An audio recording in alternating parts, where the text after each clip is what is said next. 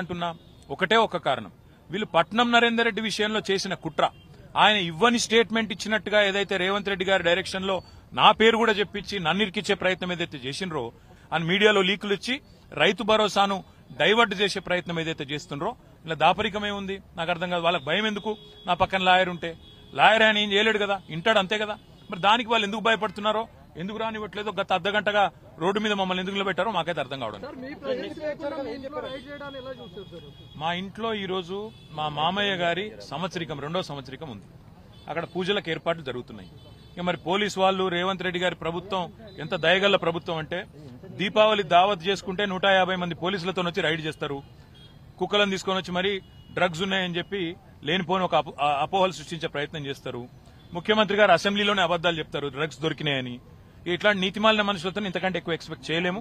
కానీ ఒకటి మాత్రం పక్కా, లాయర్ లేకుండా నేను పోతే 100% మళ్ళా మీడియాలో అర్ధగంట తర్వాత మీరే బ్రేకింగ్లు చూస్తారు.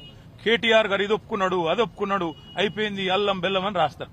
అందుకే నేనేమంటున్నా అంటే, వీళ్లను ముఖ్యంగా రేవంత్ రెడ్డిని నేను నమ్మను కాబట్టి మా లాయర్తోనైతే నేను వస్తా, లేకపోతే తప్పకుండా నేను లిఖితపూర్వకంగా ఇచ్చిపోతా అని చెప్పిన. ఇక మా లాయర్ని కూడా లోపలికి కొనిస్తలేరు. లిఖితపూర్వకంగా నేనేం చెప్పదలుచుకున్నానో రాసి ఇచ్చిన, అది మా లాయర్ ఇస్తాడంటే కూడా ఆయన పోనిస్తలేరు. పట్నం నరేందర్ రెడ్డి గారి విషయంలో ఏం చేసిండ్రు బ్రదర్? ఆయన ఇవ్వని స్టేట్మెంట్ ఇచ్చినట్టుగా క్రియేట్ చేశారు కదా. ఆయన తెల్లారి మళ్ళీ పాపం జడ్జి గారి ముంగట మళ్ళీ అఫిడవిట్ సంతకం పెట్టి, జడ్జి గారి సమక్షంలో సంతకం పెట్టి జైలు నుంచి విడుదల చేయాల్సి వచ్చింది కదా. నేను అనని మాటను అన్నట్టుగా పోలీసు వాళ్ళు తప్పుడు స్టేట్మెంట్ ఇచ్చారని చెప్పాల్సి వచ్చింది కదా. నాకు కూడా ఆ పరిస్థితి రావద్దు, ప్రజలు కన్ఫ్యూజ్ కావద్దు, మీడియాలో సర్కస్ జరగద్దు. దాంతోపాటు రైతు భరోసా మీద ఇవాళ రాష్ట్ర వ్యాప్తంగా జరుగుతున్న ఆందోళనలు, నిరసనలు, 15,000 ఇస్తానని చెప్పి 12,000 మాత్రమే ఇచ్చిన రేవంత్ రెడ్డి ప్రభుత్వం మోసానికి వ్యతిరేకంగా రైతులు రగిలిపోతున్నారు. కొన్ని రోజులేమో అల్లు అర్జున్ డ్రామా, ఇంకొన్ని రోజులు కేటీఆర్ మీద కేసు పెట్టి డ్రామా, ఏదో డ్రామా పెట్టి డైవర్షన్ పెట్టి టైంపాస్ చేయడం తప్ప వీళ్ళ ఉద్దేశం వేరేది కానే కాదు. I'm a law abiding citizen. I'm here respecting Anti-Corruption Bureau and its notice to me. I will also ensure that I'll give all the information that they want, but in the presence of my lawyer, because they are mischievous. They've in fact distracted, they've confused, they've in the past in fact created a situation where things that were not said by our leaders have reportedly been said అని చెప్పి బయట చెప్పారు.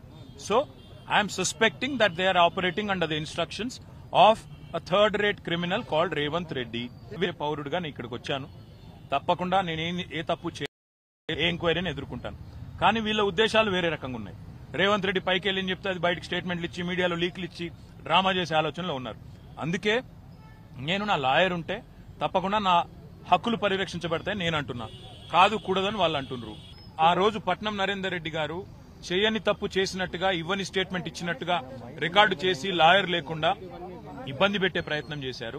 ఈ రోజు కూడా మమ్మల్ని ఇక్కడ కూర్చోబెట్టి లాయర్ లేకుండా లేనిపోని స్టేట్మెంట్లు రికార్డు చేసి మీడియాలో లీకులు ఇచ్చి నిన్న రైతు భరోసా ఎగ్గొట్టినారు. కాబట్టి ఈ 2 రోజులు మీడియాలో ఇదంతా పెట్టి మేనేజ్ చేసి మొత్తానికి రైతులను, రాష్ట్ర ప్రజలను డైవర్షన్ గేమ్ లో మరి బిజీగా ఉంచాలనేది రేవంత్ రెడ్డి గారి ప్రయత్నం.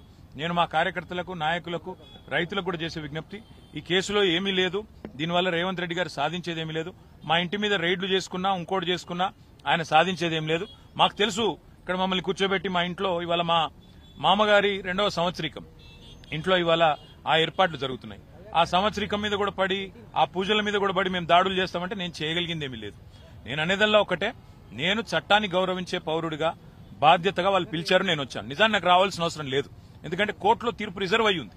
నేను చెప్పొచ్చు, లెటర్ రాయొచ్చు, కోర్టులో ఉంది, కోర్టు తేల్చిన తర్వాత వస్తానని తప్పించుకోవచ్చు. నేను తప్పించుకోదలుచుకోలేదు. నేనే తప్పు చేయలేదు, తప్పకుండా నిజాయితీగా ఉన్నాను కాబట్టి ధైర్యంగా వచ్చాను.